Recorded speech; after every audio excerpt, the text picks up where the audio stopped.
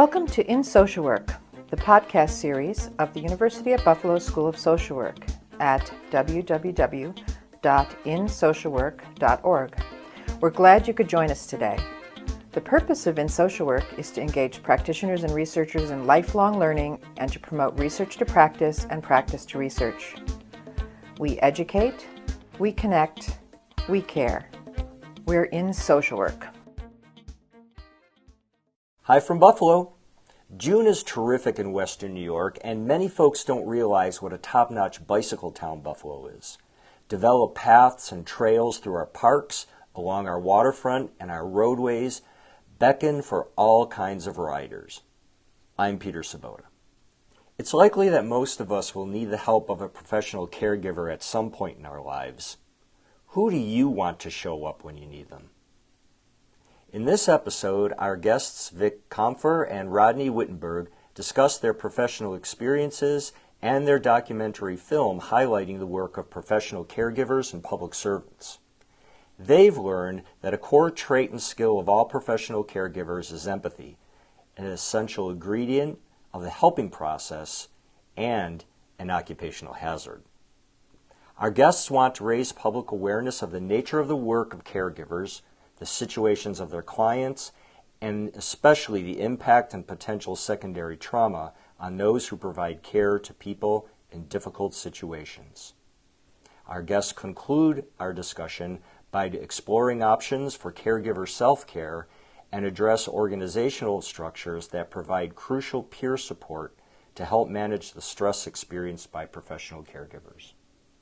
Vic Comfer, LCSW, producer, director, and educator, began his encore career in filmmaking about 12 years ago. Some of his projects include Caregivers, Treasures of the Elders, Peace of the Elders, and I Cannot Be Silent. He has worked in child and family services, geriatric counseling, and hospice services in Philadelphia for over 30 years. His exploration of the subject of secondary trauma has made it increasingly clear that society in general has many unrealistic expectations of its professional caregivers and public servants. Rodney Wittenberg, co-producer and composer, is founder of Melody Vision, where he works as a creative consultant by using skills as a composer, songwriter, multi-instrumentalist, producer, engineer, filmmaker, and educator. He has composed music for over 34 films and TV shows and countless dance performances. He's the creator and host of the podcast Pre-Concert, an interview show where listeners meet and preview upcoming performances. His work as a filmmaker centers around his passion for telling a story from start to finish in a creative way. Our guests were interviewed in March of 2016 by our own Susan Green, LCSW, and Clinical Associate Professor here at the UB School of Social Work. We'd like to mention that this episode contains some background distortion that is due to technical problems we experienced while recording. Thanks, and we hope you like the podcast. I'm going to first say thank you very much to Vic and Rodney for being here with me today. I had the great pleasure and opportunity to watch the video that you produced, portraits of professional caregivers, their passion, their pain. What led the two of you to produce such a film? Well, the film has been an idea I've had for a long time. I worked for over 20 years in Child Protective Services as a social worker.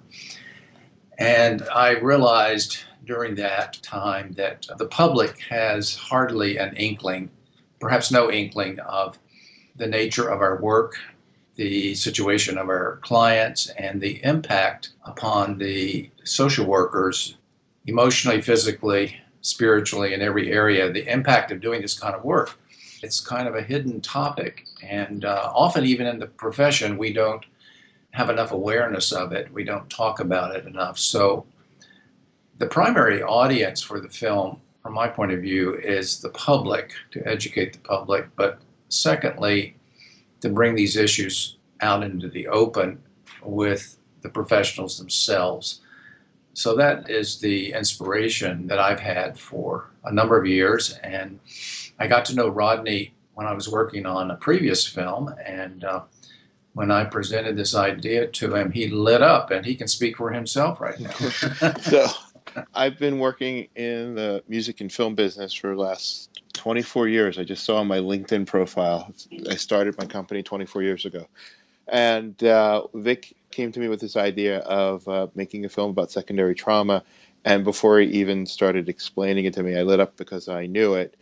Partially from my own personal life of the care I had to give to my grandmother and my dad and my grandfather when I was younger. And then through, see a nice way of saying this, through some of my significant others or partners throughout my life that have been social workers or therapists. And I tend to surround myself. I have a lot of friends who work in the same field that Vic does. And saw it firsthand, the impact of secondary trauma. Wow.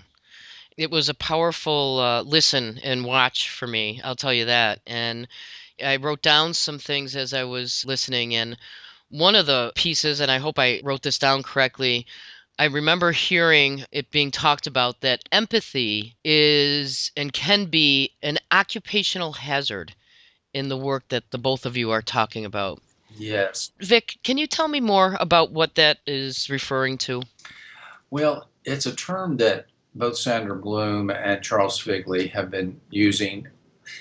It is a sort of hidden vulnerability, an exposure that a very caring person has, and sometimes very unawarely, as they are reaching out and opening their heart to the person they're taking care of. And it can have an impact. And what we realize at this point in time is that it's normal, that it doesn't mean something's wrong with you. It simply means that your own humanity may be touched. And it may be touched because you feel the pain and sorrow and grief that is present with you in your relationship with that client or patient that you're working with.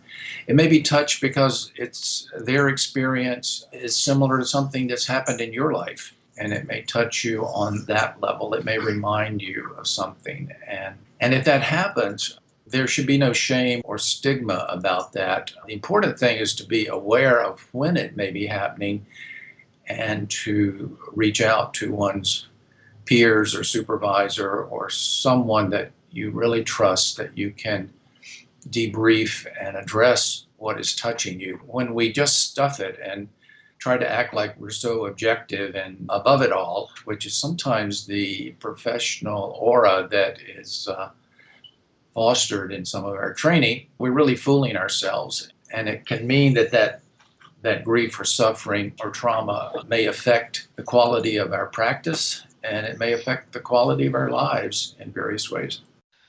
So, Rodney, you made the comment of being a caregiver of your folks, right? And of people in your family. And I'm remembering in the film that certainly the term caregiver was spoken about, not an umbrella term, but, we're talking what, from firefighters, police officers, doctors, social workers, those of us taking care of our loved ones.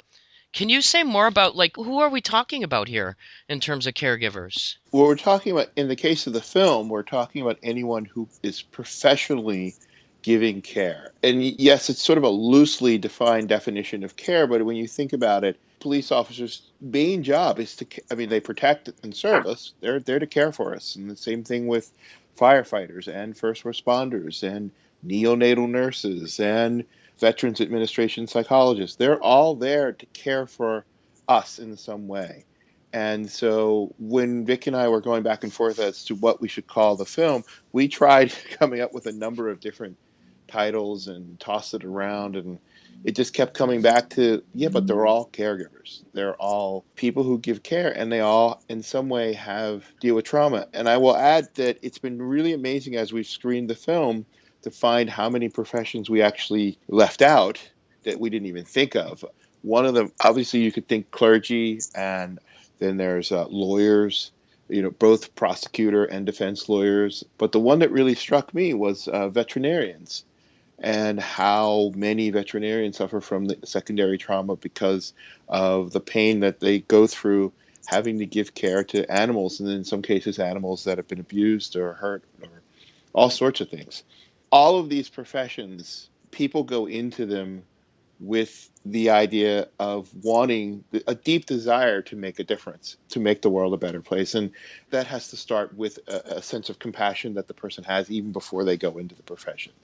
And it's really interesting, as we're sitting here talking about, I never thought of adding another group to that until just now. And that's artists and musicians, because we all do the same thing too. We use our empathy and compassion in order to create work. And there is a danger there too of just getting a little too close, and not in the same way, but it's interesting. We all go into this, with the idea of trying to make a difference, and that carries the danger of getting too close and getting burnt by the thing that we want to try and fix or help. Vic, what exactly, we're talking about secondary trauma. There's a term called secondary traumatic stress, STS, or compassion fatigue we've heard of. We've also heard of vicarious trauma. What are like some signs, symptoms? What are these things? Well, there are a number of signs and symptoms, and they kind of cluster in four categories. One is in the territory of affect or feeling. Examples would be feelings of grief, loss, sadness, anger, resentment, anxiety, fear. Any of those would be affective symptoms. Others would be cognitive, such as when one is feeling secondary trauma, you may have difficulty concentrating. You may be having some flashbacks and intrusive thoughts, some memory lapses, some nightmares. And no one has all these at the same time, but you could have any configuration. Another territory is physical, sleep disturbance, appetite change, fatigue, nauseousness, dizziness, rapid heartbeat. And then lastly, the behavioral territory. Sometimes a overwhelmed worker may begin to seem or feel antisocial, may withdraw from others. There may be avoidance of those triggers that remind the caregiver. Sometimes caregivers who are suffering from secondary trauma stop liking their clients or stop liking particular types of clients, or they may change professions. I think in child welfare, for example, the enormous turnover that we see, a lot of it, I'm pretty confident, has to do with secondary trauma. It's not just the lousy salaries, which contribute to that problem and which is usually highlighted, but I think the emotional risks that are involved, if not also physical risks. So any of those four territories, if one is being really reading one's own self, those would be areas that you might have some signs and symptoms. Can you flush out even more for our listeners? Like, what is secondary traumatic stress? What is compassion fatigue? What is vicarious trauma? What is burnout? And you know what? There was actually a phrase that is in your film that it might be that you guys coined this. It's being called rust out. So if you could differentiate amongst all of those, it would be helpful. Let me start with that last one, rust out, which I first heard from John Weaver, who is in the film and who is a very gifted Red Cross trainer as well as a volunteer. He was present right after the crash of the plane 9/11 in Western Pennsylvania at Shanksville. Spent 2 weeks taking care of the surviving families who came in to be at that site. And he considers that, I believe, sort of a variation of the term burnout. Burnout is a little different than secondary trauma. It has to do with the overwhelming demands and expectations, the kind of unsettling and unsupportive general environment that is sometimes found in organizations. One's sort of asked to do the impossible, high caseloads being one of those characteristics, or maybe unsupportive peer interactions and supervision, or any of those things that add up to a sense of disillusionment, disappointment, one's idealism. It becomes very damaged, and people are not functioning at their best. Rust out is more the individual still is operating with integrity, still doing adequate work, maybe not at their best level, but they've lost some of their spark and their vigor and their joy about the work and the meaning of the work. So they're kind of rusting out because they don't have sufficient either self-care or organizational care. Now, those are all a little different than secondary trauma and compassion fatigue, which, by the way, are pretty much used interchangeably. and they would be represented by those symptoms that I just mentioned. Vicarious trauma includes all of the above in terms of secondary and compassion fatigue, but it goes a step further and is an indication that a person's worldview, how one sees the world, the lenses by which one understands reality, can actually be shaken. That can be in the psychological and the spiritual territory. Maybe one becomes, with vicarious trauma, takes on a kind of cynicism or a lack of trust in the reality that they had when they entered the field. So it moves on a somewhat deeper or more global sense of awareness and the change of that awareness in terms of vicarious trauma. In the film, I believe that Sandra Bloom, talked a bit about the cumulative effect that can occur of so much loss that many of these caregivers obviously witness over time. And she actually discussed a bit about the biology of it all, if you will, and the neuron systems. Any thoughts, Rodney or Vic, about some of what Dr. Bloom discussed in the film? I can just say that the thing that I was struck by was, in speaking to what you're saying, is that there is a clear biological effect on us when we experience trauma.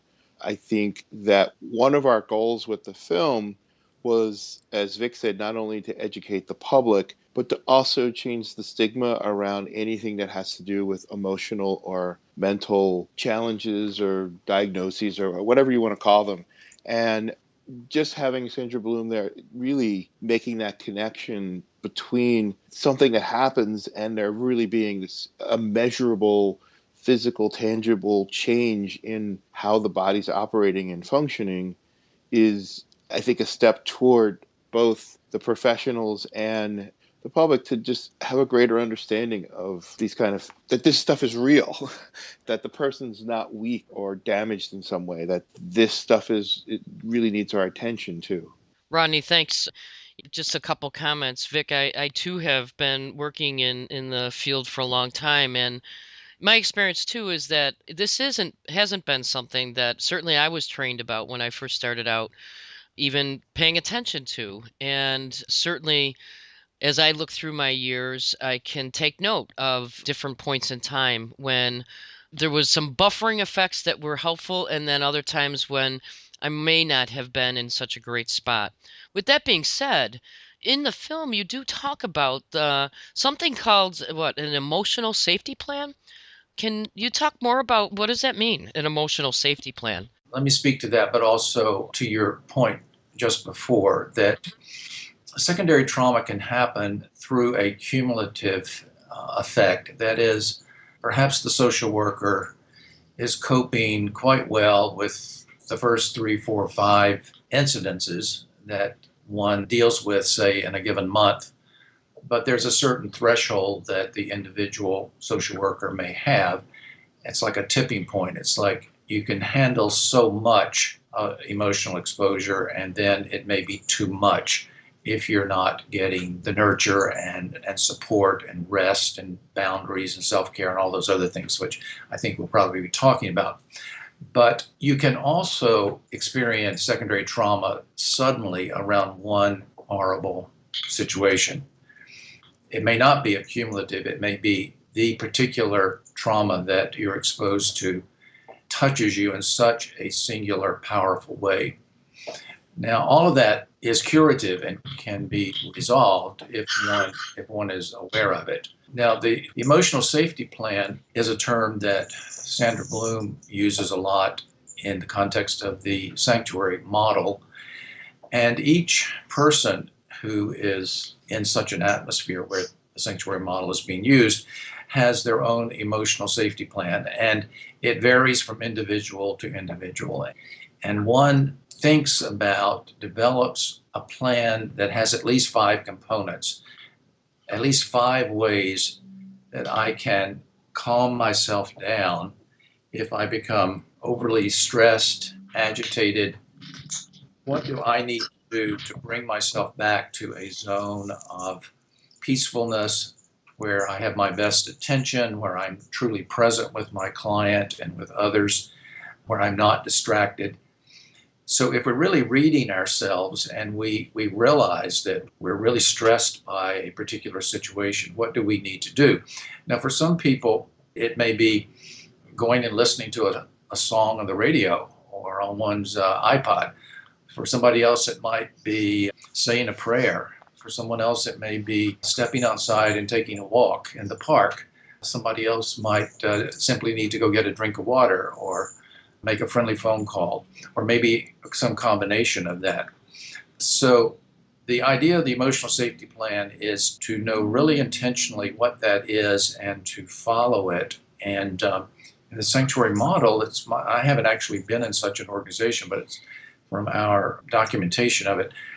The individuals actually write that down and carry that around on a little card that you can stick in your pocket, and you pull it out and you say, oh my goodness, I'm really stressed right now. Which of these things do I need to do that I've identified ahead of time that will help me come to a calm place again? Well said. Hey, Rodney, any added thoughts again as you listen to folks talk in the film and certainly being exposed to many folks in your own life in terms of your own field when it comes to the idea of self-care? What are your thoughts about that regarding this issue of caregiving? I think it's so critical. And again, in figuring out how to put the film together, one of the things that Vic and I were very adamant about is that we would show the successes, show people who are taking care of themselves and how some institutions have implemented it. And every time I see the film with a group of people, the one thing I'm always struck by is the firefighters and the first responders session, because particularly as the guy who's running the session starts out saying, this used to happen at the firehouse. We'd all sit around and talk to each other. Now everybody's on their phone and they don't talk. And I won't give it away, but there's some pretty amazing stories that they share with each other and the impact that it has on them. I think that having a way of taking care of yourself emotionally are critical to surviving in the modern era. And particularly if you're a caregiver is even more important to having these plans. And even extending it to things like yoga and meditation and massage. And I know some people may think these are things that only you can only do if you're wealthy or if you have a lot of free time. But I would make the argument that it's part of doing the job. That if you're not on a plan to have some kind of regular self-care, self-maintenance, that you're going to end up just like a car that doesn't get maintenance. You're going to crash and burn and fall apart. Rodney, it causes me to think about hearing you say that. It reminds me of it's almost on possibility of two different levels. Certainly ourselves, but also organizations, businesses, agencies, depending on the routine and what they put into place structurally, they themselves could allow for self-care to be more fluent within the agency or organization. Yes. Yeah, definitely. And as we show in the film, the agencies that do use particularly the Sandra Bloom's model, they are having great success in being able to deal with some of the issues that arise from secondary trauma. I'm really glad that Rodney made that point, because we wanted the film, and I think we've succeeded in this area, we wanted it to not just be a presentation of sort of the dark, stressful side of doing the work, but we wanted to illustrate how self-care is implemented by the caregivers as they figure out these ways to enjoy life and to balance their lives with work and play, whether it's gardening or yoga or hiking or whatever it is, spending time with your pets, your spiritual practice. But the other level there that is so important is the organization's commitment to caring for its staff. And I think sometimes we have created another burden for the caregiver, the professional, and saying, well, all you got to do is just take care of yourself. And so they're wearing that on their shoulders too, as if it's their total responsibility. What we're discovering is that it really is a responsibility of the organization to assist in this matter. And the research shows that peer support is the key, because peers get it. Peers understand what each other are experiencing in a way that people on the outside, including frequently members of one's own family, cannot grasp or can't grasp at the same level. So in the film, we show not only the self-care examples, some of which Rodney pointed to, but also 4 different types of organizational structures. One of those is the stress first aid program of the Philadelphia Fire Department, which is peer oriented. It's looking out for your peer who is behaving out of character after an incident, who's not himself or herself, who needs an informal outreach as to how you're doing, and then bringing that back into a group process.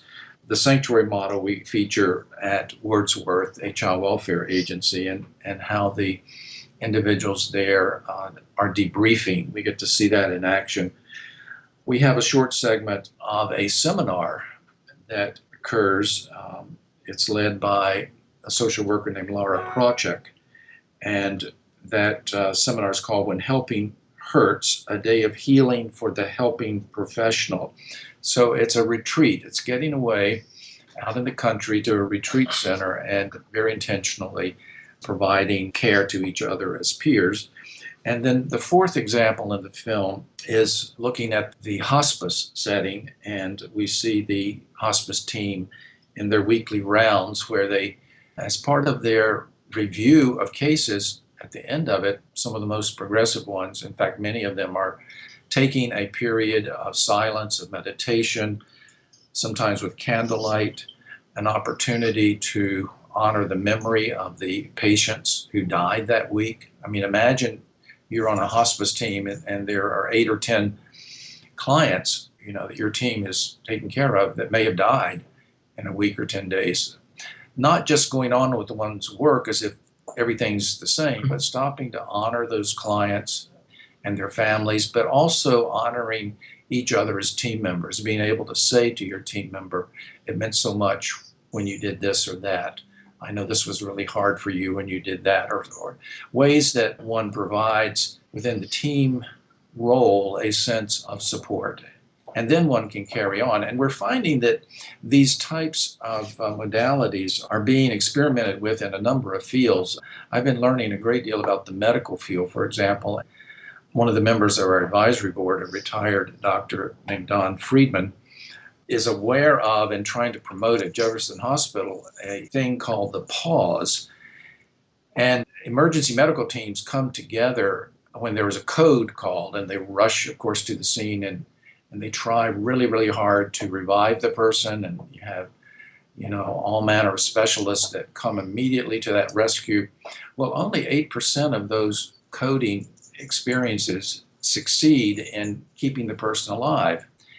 And one of the things that some hospitals are now doing is that the team stops, it's called the pause, and they take a moment of silence, and they just acknowledge the death of that individual, and they acknowledge the great effort that they've all put into this attempt, whether it's successful or not, and then they go on with their day's work. So it's not real time consuming, but it's a way of being mindful of the moment and taking a breath and pausing. It's called the pause. In the film, I think I remember the term compassion satisfaction was used. Is that a bit about what we're talking about? It could be some resulting pieces of when we were able to do better self-care, if you will, or we're taking pause and noticing. Can you speak to the compassion satisfaction piece? Yes, well, that term was coined by Beth Hutnall Stam, and it is that sense of meaning and joy that the work gives to the caregiver.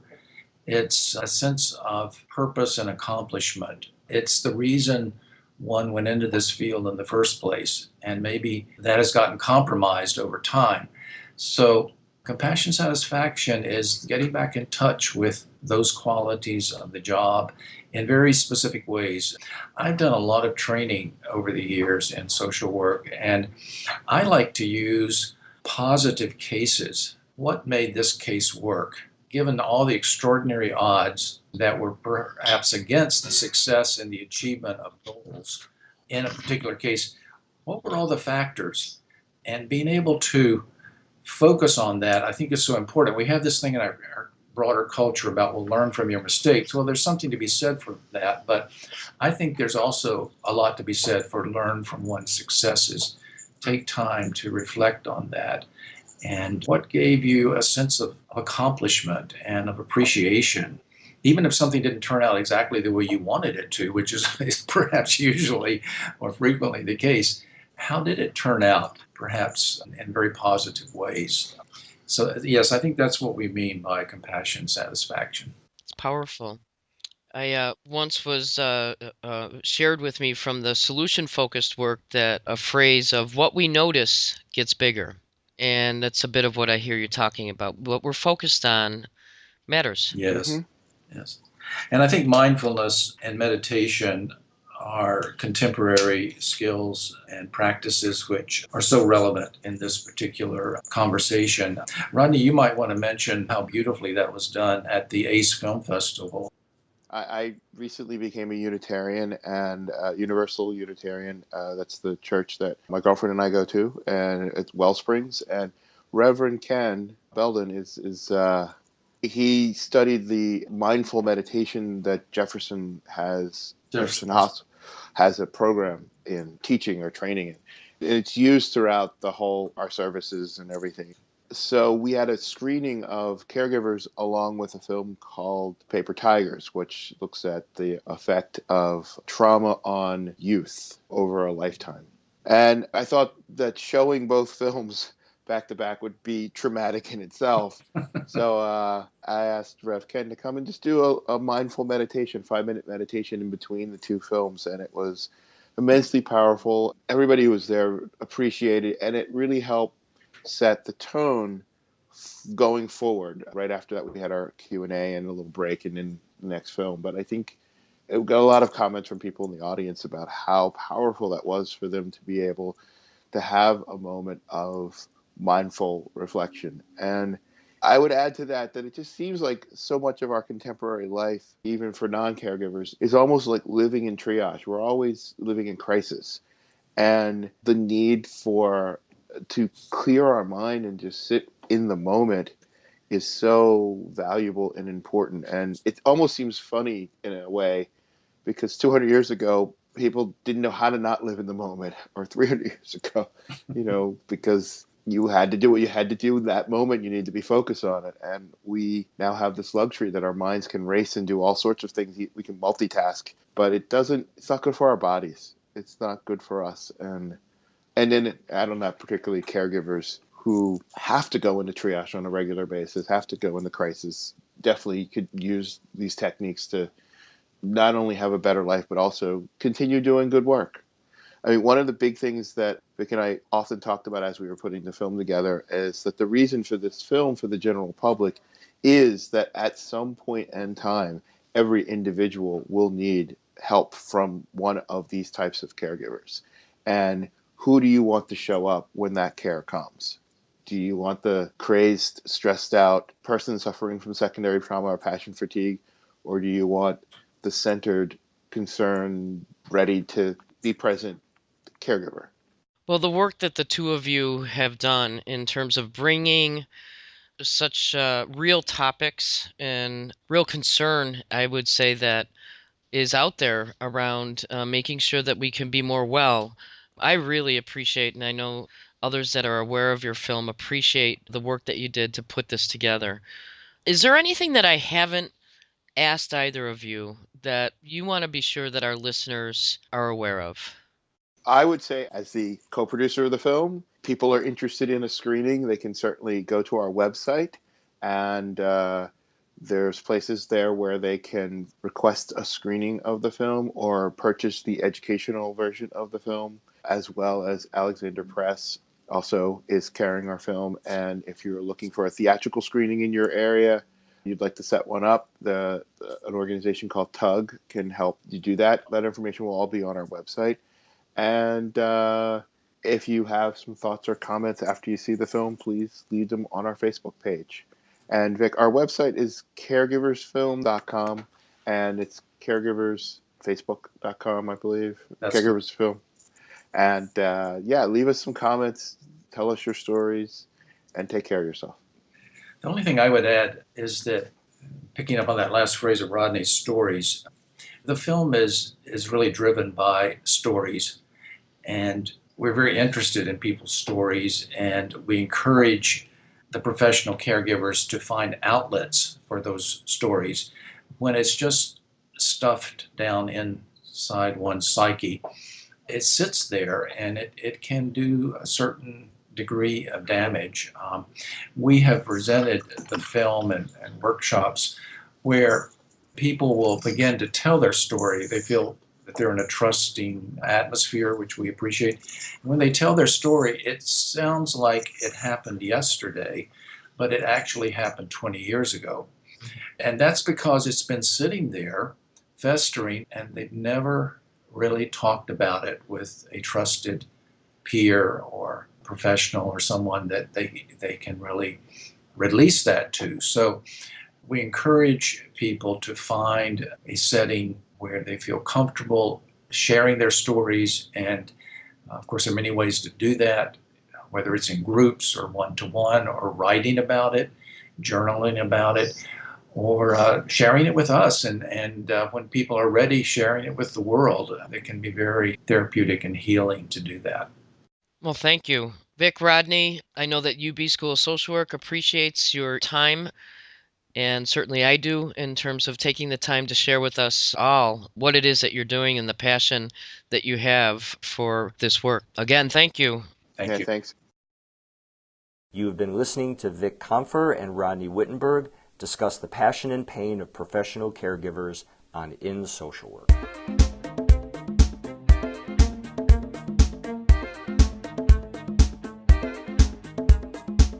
Hi, I'm Nancy Smith, Professor and Dean of the University of Buffalo School of Social Work. Thanks for listening to our podcast. We look forward to your continued support of the series.